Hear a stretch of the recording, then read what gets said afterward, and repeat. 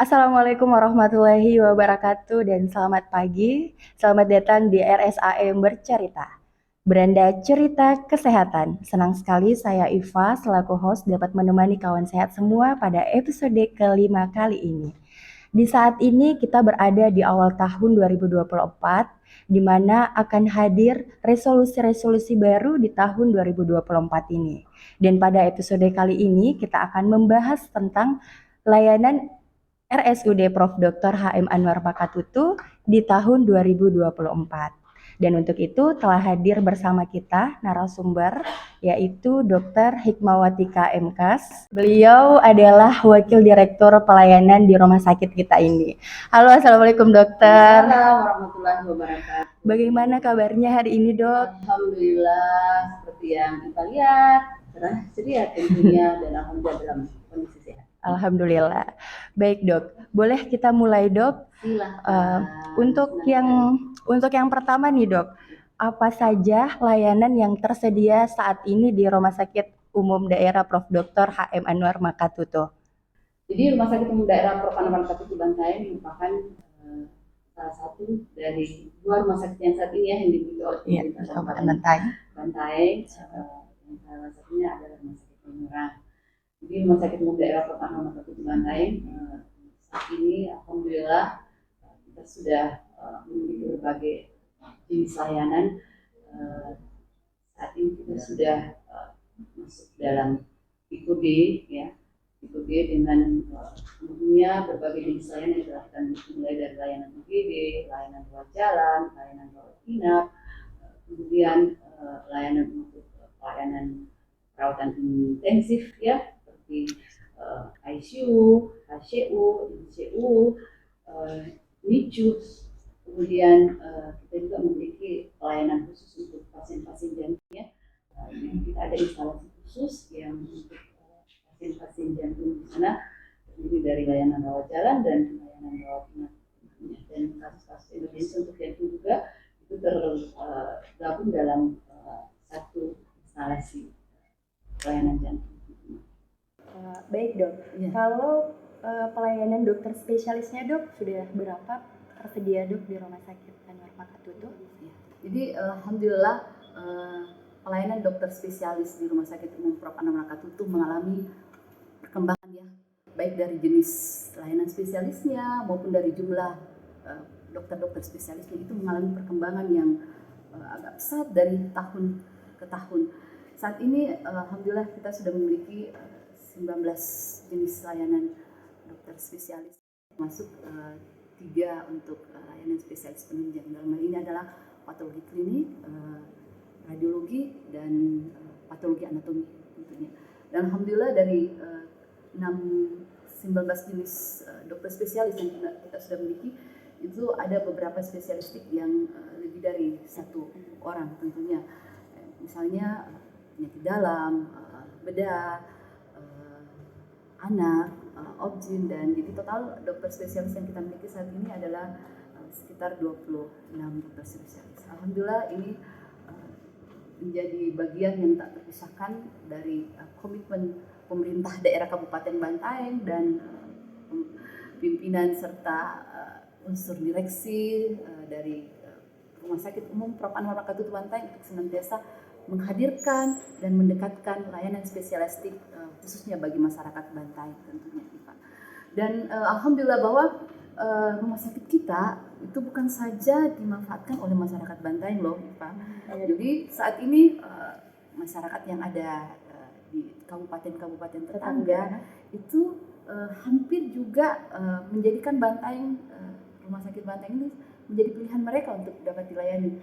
Ini sesuai dengan visi kita, ya, Iva. Ya, betul dok. Menjadi rumah sakit primadona di Selatan Sulawesi Selatan. Selanjutnya nih dok, adakah nantinya layanan yang akan dibuka atau layanan tambahan di tahun 2024 ini? Oke, Pak. Jadi perlu juga saya sampaikan bahwa saat ini alhamdulillah jumlah bed yang kita sudah miliki itu ada sekitar 288 bed, ya, untuk ruang rawat inap, ketersediaan bed di ruang rawat inap, dan jumlah kunjungan rawat jalan kita juga itu mengalami peningkatan dari tahun ke tahun. saat ini rata-rata jumlah kunjungan rawat jalan per hari itu sekitar 280 per hari. Dan ini tentu saja menjadi gambaran bahwa kita senantiasa menjadi pilihan dengan adanya peningkatan jumlah kunjungan baik di rawat jalan maupun di rawat inap. Dan alhamdulillah Iva, untuk tahun 2024 ini kita sudah rencanakan, dan ini seluruh sarana, prasarana dan SDM-nya itu sudah siap, yaitu menghadirkan layanan hemodialisa, orang bilang cuci darah ya, layanan cuci darah, karena pasien-pasien yang membutuhkan layanan cuci darah itu cukup banyak. Dan tentu saja yang kedua adalah yang layanan kemoterapi. Jadi bahwa kasus-kasus cancer yang membutuhkan penanganan lanjut kemoterapi itu saat ini itu juga sangat tinggi ya Ipa, dimana mereka kasus kemoterapi itu kan butuh waktu yang panjang untuk mereka melakukan terapi. Jadi terkadang mereka harus bolak-balik Makassar dalam jeda waktu 6 bulan itu, per 2 minggu mereka ada jadwal kemoterapi atau per tiap minggu mereka ada jadwal kemoterapi. Jadi inilah yang terkadang juga menjadi penyemangat kita dan motivasi kita, bagaimana kita supaya masyarakat yang ada di Bantaeng khususnya ataupun masyarakat yang ada di sekitar Bantaeng itu lebih mudah lagi mengakses, tidak menjadi beban lagi bagi mereka untuk melakukan terapi kemoterapi itu tentunya. Selanjutnya dok, terkait dengan inovasi pelayanan publik. Iya. Jadi apa saja sih inovasi yang tersedia yang ada di rumah sakit kita dok? Iya. Jadi isu inovasi itu sudah menjadi isu yang tren beberapa tahun terakhir, karena dari Kemenpan juga sudah mewajibkan bahwa setiap institusi itu wajib untuk menghadirkan inovasi. Jadi one institusi one inovasi, dan alhamdulillah rumah sakit kita ya sejak tahun 2019 kita sudah menghadirkan berbagai inovasi, dan salah satunya kan yang inovasi mungkin yang kemarin ya Iva, yang sempat Raja Smile. Jadi inovasi ini pada prinsipnya adalah bagaimana kita menghadirkan layanan yang memiliki kemudahan dalam mengakses, kepastian dalam mengakses, dan kecepatan serta ketepatan bagi akses pelayanan bagi pengguna layanan di rumah sakit. Itu adalah prinsip daripada inovasi. Jadi kita tidak berhenti di inovasi Raja Smile saja, dan kita juga tidak berhenti untuk mendapatkan penghargaan, karena memang target kita bukan hanya sekedar dapat penghargaannya, tetapi bagaimana kita menghadirkan inovasi yang betul-betul memberikan kebermanfaatan dan kebaikan bagi masyarakat pengguna layanan rumah sakit. Jadi setelah inovasi Raja Smile yang muncullah berbagai inovasi yang dalam pengelolaan inovasi di rumah sakit itu kita ada satu tim namanya tim Rehan. Tim Rehan. Dialah yang menampung ide-ide cemerlang atau ide-ide inovasi yang semua staf rumah sakit yang memiliki ide, yang memiliki gagasan itu akan ditampung di sana.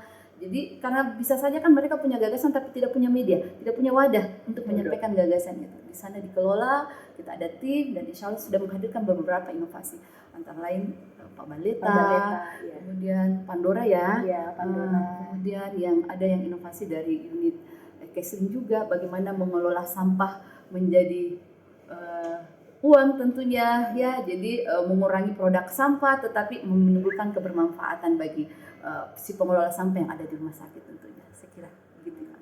Iya, baik dok. Selanjutnya nih dok, bagaimana pelayanan BPJS dok di rumah sakit?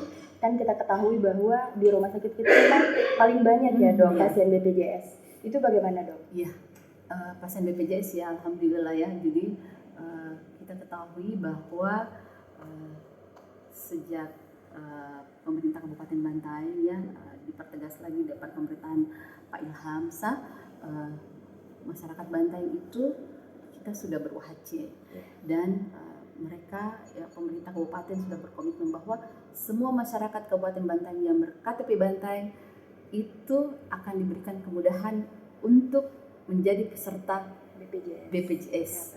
Jadi dampak dari itu bahwa hampir sebagian besar pengguna layanan di rumah sakit, baik itu di rawat jalan maupun rawat inap, itu sebagian besar adalah peserta BPJS.